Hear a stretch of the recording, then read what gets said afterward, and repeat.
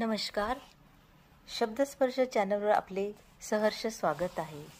शीर्षक समुद्र किनारा, एक प्रेमकथा छोटीशी मराठी लव्ह स्टोरी. शब्दात गुंफलेली एक भावनिक गोष्ट. तर बघूया. संध्याकाळचा वेळ होता.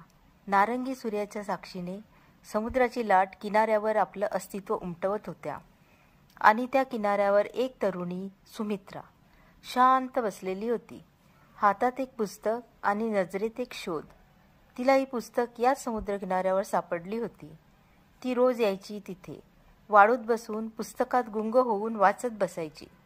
पण त्या दिवशी तिच्या आयुष्यात एक नवीन पात्र आलं. तो होता आदित्य, दुरून पाहणारा, पण आज पहिल्यांदाच तिच्या जवळ आला. आदित्य म्हणाला, हे पुस्तक इतकं खास आहे का की समुद्राचा ही आवाज ऐकू येऊ नये? सुमित्रा म्हणाली, हा आवाजच तर पुस्तकात मिसळतो आणि त्यातच काही हरवलेलं वाटतं. त्या क्षणाने एक नातं रुजलं. दोन अनोळखी माणसं, एकच समुद्र, एकाच शांततेत गुंतलेले मन. दररोज ती दोघं भेटू लागले.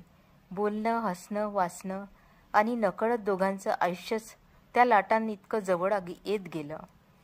एक दिवस सुमित्राचं मन शांत नव्हतं. ती अशीच अस्वस्थ होती. आज पुस्तक नव्हतं हाती तुझ्या? कधी वाटतं आयुष्याचं पुढचं पान जरा धूसर आहे, कळत नाही पुढे काय. आदित्यने तिचा हात धरला, तिच्या डोळ्यात बघून लागला. दोघंही एकमेकांच्या नजरेत हरवले होते. आदित्य म्हणाला, पुढचं पान आपण दोघं मिळून लिहूया. रोज एक नवीन ओळ, एक नवीन स्वप्न. आणि तिथे त्या समुद्राच्या किनाऱ्यावर लाटां इतकंच खोल एक प्रेम जन्माला आलं. दोघांनी एकमेकांना आलिंगन दिले. सुमित्रा, माझ्या आयुष्यातल्या सगळ्यात पुस्तकापेक्षा तू खूप वेगळा आहेस. आदित्य म्हणाला, आणि तू त्या पुस्तकातली एकमेव पात्र आहेस जिला मी रोज वाचतो आणि तरीही ती कधीच संपत नाही. आणि हे प्रेम, भेट, संध्याकाळी एकमेकांच्या मिठीत विसावणे, डोळे मिटून शांत वाळूवर बसून समुद्रांच्या लाटांचा आवाज ऐकू लागले होते. दोघांनी वचन घेतले, कधीही वेगळे न होण्यासाठी. हीच होती एक छोटीशी पण अंतर्मुखी करणारी समुद्र किनाऱ्यावरील एक प्रेमकथा.